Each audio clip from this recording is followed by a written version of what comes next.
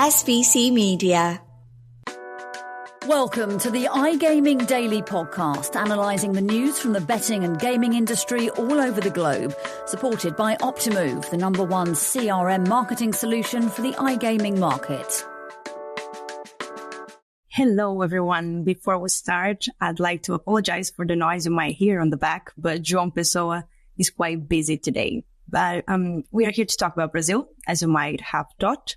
So the 20th of August was the deadline set by the Secretariat of Prices and Betting of the Minister of Finance in Brazil for operators to submit their license applications to explore sports betting and online games in the country and receive authorization from the federal government until the end of this year. To discuss the new rules and the path the Brazilian market is taking, I, Isadora Marcante, am joined by Antoinette Caruana, Head of Technical Compliance at Sportingtech. Hello, Antoinette. How are you? Hi, Isa. I'm good. How are you doing? I'm very good. We're very happy to have you here. Thank you. Thank you for the invite. Very happy to be here. Yeah, of course. You're always welcome. You and Sportingtech are always welcome at iGaming Daily Podcasts. But we can kick off this episode without telling you about our sponsor, Optimove, the #1 CRM marketing solution for the iGaming market. And as a special offer to our listeners, Optimove is offering new clients a free first month when they buy Optimove. For more information and to claim the free month, go to optimove.com/SBC. So let's get started. Sportingtech assists operators in several departments within the industry, as well as in obtaining a sports betting license in different regions. How do you see the registration process in Brazil? Okay, so there is a comparison that we need to make. So essentially, the current registration process is based on a .com business model. Okay, it's very easy, it's lightweight, it's basically there to make sure that we get some information from the players, we get the players onboarded, and we have an initial step towards getting to know our clients. As we move into a more regulated Brazilian market, we are seeing a heavier registration flow, meaning that during the flow, we're not only collecting information now, we're also doing some verifications in the background. Now, this process is obviously completely different to what players are used to in gaming websites in Brazil today. However, there will have to be some kind of education programs from the operators to show them and inform them about what is expected of them going forward in order for them to have, let's say, an account on a registered and regulated operator. One of the, let's say, advantages that we have already seen is that many other businesses outside of the gambling industry in Brazil already go through a very thorough registration or KYC process. So essentially, people in Brazil are very familiar with some of the processes that are going to be used to get them onboarded into new gaming websites starting from 1st January 25. And, with the Law Ordinance 722, which determines technical and security requirements betting systems should comply with to obtain a license, such as players' ID verification before or as soon as they register, how does this change the QIC process you are used to in other countries? Yes, so that's very, very much related to the first question. So essentially today, what we do is we collect some information during registration. We get the player set up with an account. They can start playing, depositing, and we will perform KYC and verifications of their details at a later stage, either on deposit or when there is a trigger, or else when there is a withdrawal or any other trigger that the company might have set. Now, going forward, all of that process has to be performed during the registration process. So essentially, now the registration process is a full KYC process as well. So we collect the information. In the background, there are tools that will do verification of the data against whether a person is a politically exposed person or whether that person is on a blacklisted, prohibited list, or whether that person is a sports person or a referee and they cannot play certain products. In the meantime, while we're doing all those checks in the background, we also need to kick off a face recognition process for the players. So essentially, you provide your ID details, and then we also confirm that the ID that you have, the physical ID, and your face matches the ID, and the details that you've given us match all of that. So it's quite a lengthy process. However, essentially, all the KYC and due diligence process is almost completed during registration. Once of that goes through successfully, we can create a player account for the players. They can start logging in and playing. Obviously, this does not only provide more safeguard from an AML perspective, but also for the players to make sure that no one can steal their identity, because it's going to be very hard for anyone to steal your identity if they have to perform Face ID against that registration. The advantage, again, of these, let's say, processes is that in Brazil, there are many businesses that already perform or request these kind of verifications. So people are already familiar with such processes. So let's say, although it's a transition for the gaming business, it won't be for the people on the ground.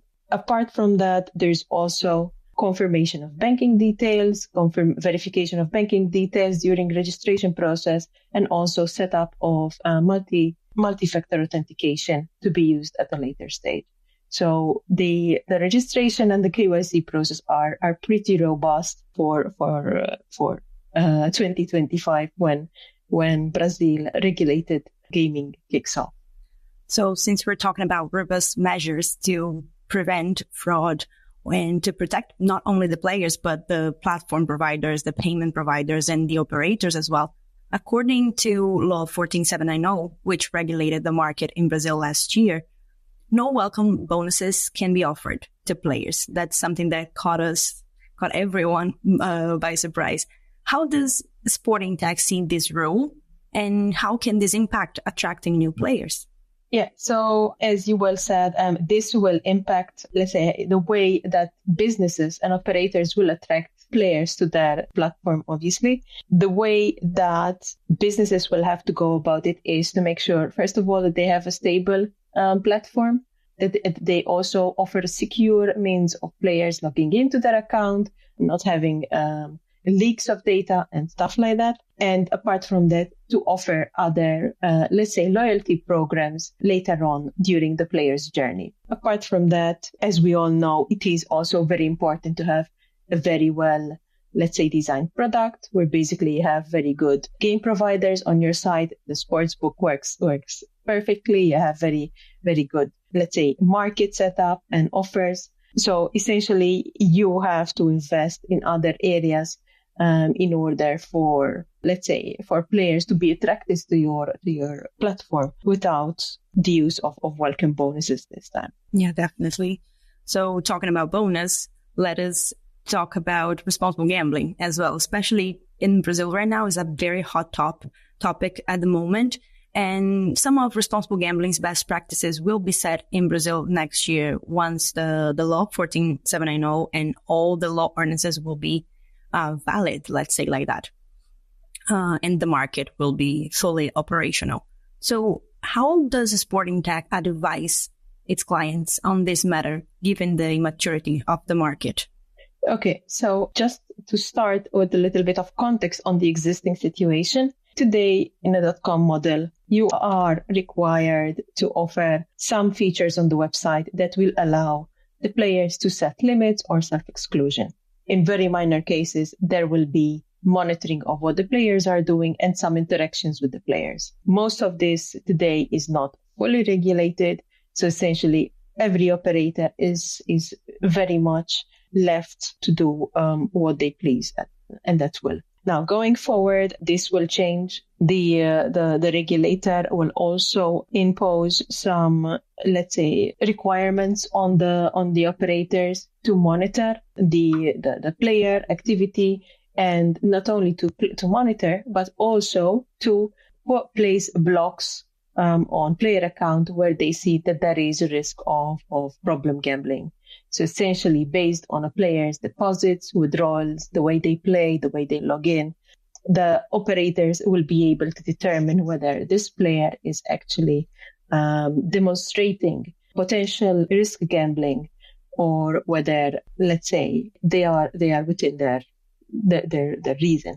And the regulator has also put forward suggestions on how to make this monitoring and how to, let's say, try to protect players as much as possible. Ultimately, when you protect your players, you're also protecting your business, because if you have many players that end up bankrupt, or even worse, it's bad reputation for the industry and for the company. So essentially, this is also a very good step forward for gambling in Brazil in terms of reputation towards the industry. Yeah, that's right. And just a curious question, actually, you as a compliance specialist, how do you see the compliance rules that we have set in Brazil now for the iGaming market? So in terms of compliance, there's quite a few of requirements that have to be, let's say, adapted to the platforms. Some of them, we have seen them in other countries, and some of them we have not. One of them being, for example, the way that we have to process withdrawals for players after they win. That is a new one. I have not seen similar thing in the past. So there are a few other things that are specific to Brazil. Basically, the way they define a game session. Another huge, let's say, requirement that we've also seen in other countries is the prohibition of underage events. So essentially, if you have events, sporting events, where the majority of the players are under 18, those are not allowed for betting or to be added to the betting options. Well, thank you, Antoinette. Unfortunately, we have to let you go, but it was great to have you here. Thank you very much. It's been a pleasure. Thank you for this opportunity. Thank you. I hope to see you soon again. So that's all for today's episode, guys. Don't forget to subscribe to SBC Noticias Brasil newsletter on our LinkedIn page to stay up to date with all things Brazil. And thank you, Antoinette, again for joining us. It was great talking to you. It was a very enlightening episode. And thank you for being with us until now. See you next time. Thank you for listening to today's iGaming Daily podcast, supported by Optimove, the #1 CRM marketing solution for the iGaming market. If you want to find out more about some of the subjects raised today, feel free to explore any of the sites in the SBC News Network or check out the latest edition of the SBC Leaders magazine. Happy reading.